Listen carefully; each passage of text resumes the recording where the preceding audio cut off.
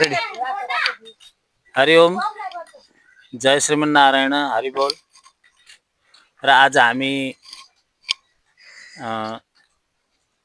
श्री माधव सुवेदी र भक्तिमाया सुवेदीको छोरी, ज्वाइँ, छोरा, बुहारी लगायत नाति नातिना जम्मा गरी सबै सपरिवार भेला भएर आज मसिना बालबालिकाहरूसँग एउटा मनोरञ्जनको साथमा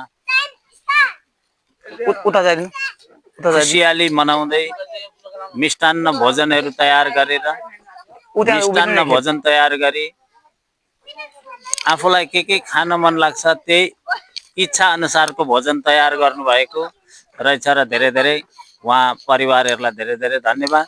र यस्तो जमघट, यस्तो मौका सबैलाई आउँदो सालमा पनि यसरी नै मिलोस्। आउँदो सालमा पनि यसरी नै सबै भेला भएर यसरी नै मनोरञ्जन गर्न मिलिरहोस् र सपरिवार सबै बसेर भोजन